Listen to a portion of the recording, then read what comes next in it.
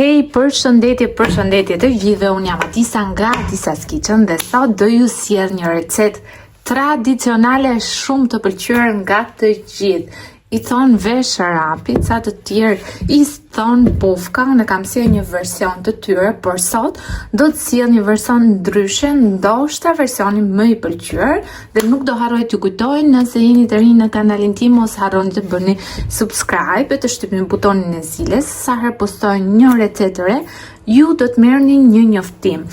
Pa filluar me përgatitjen e brumit që bëhet për 5 minuta dhe thonë se këto ëmbëlsira janë magjike pasi bën për 5 minuta e zhduken për 5 minuta. Do bëjmë shërbetin pasi duhen të dyja të nxehta.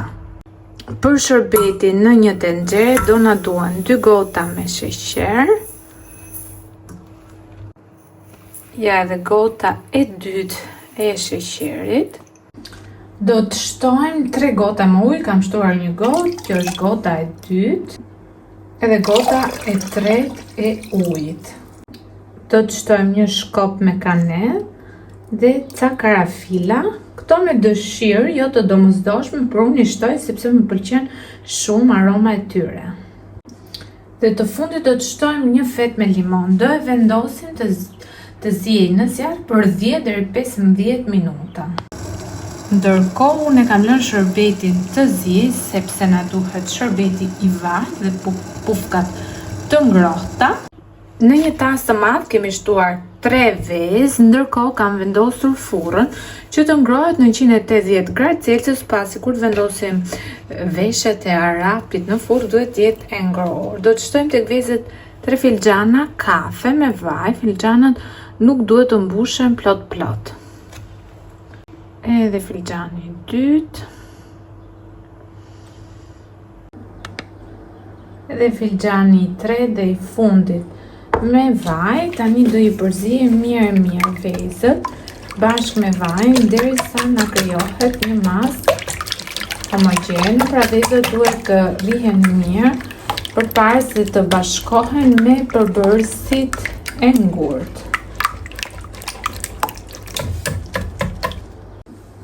Karakteristike e kësaj ëmbëlsire është se përdoret qumësht i pluhur. Kemi shtuar një filxhan kafe me qumësht pluhur, do të shtojmë filxhanin e dytë edhe filxhani i tretë me qumësht pluhur. Do të bashkojmë qumështin pluhur me 3 filxhana me mijë, filxhani i dytë dhe filxhani i tretë me mijë.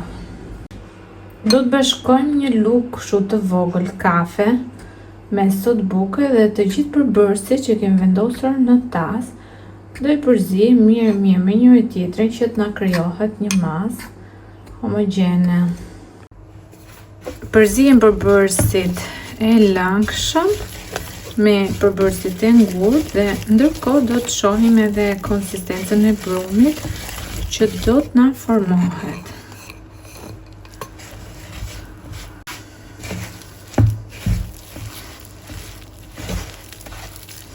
Përzijim me duar dhe do e shohim konsistencën, nëse do ketë nevojë që të shtojmë edhe pak mijë dhe qumësht pluhur, gjithsesi do e përzijim si fillim.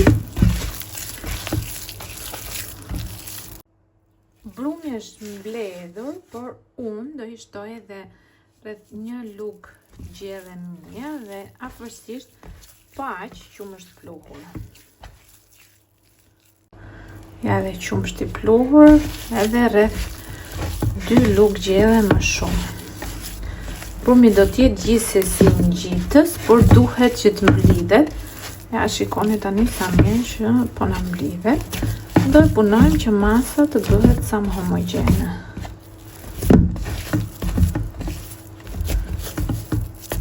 Shikoni tani e ka më të vështirë që të na ngjit nëpër tas. Do të lyejmë duart mirë me vaj dhe do të kapim nga brumi, nga një top të vogël, jo shumë të madh.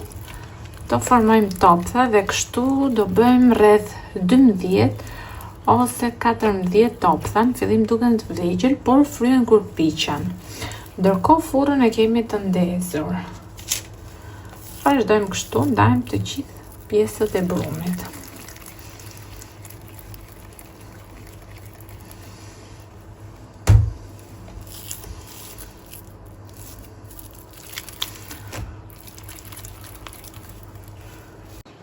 Kam ndarë të gjitha pufka, tani do I vendosim në furrë të 180 gradë Celsius.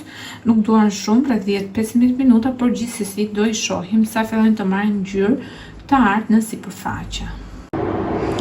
Shikoni pak si janë fryrë pufkat tona.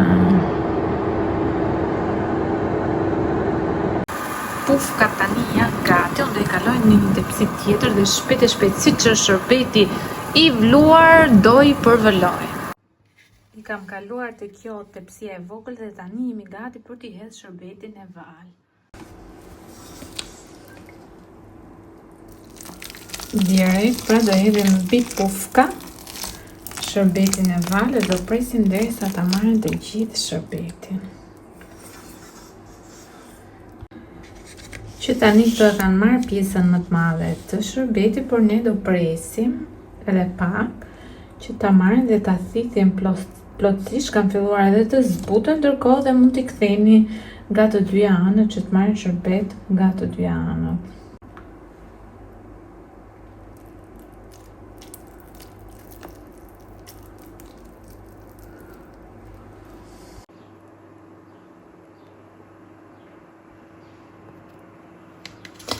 Dhe tani do I provojmë. Nuk e kanë marrë komplet shërbetin, por unë dua t'i provoj, nuk dua të pres më.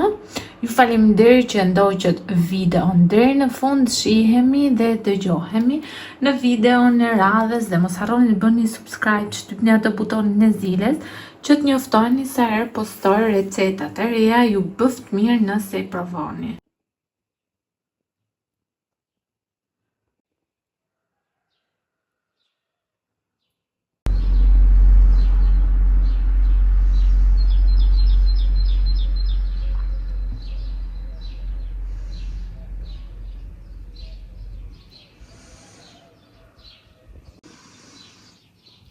Tani t'i shohim edhe si kanë dalë në brendësi,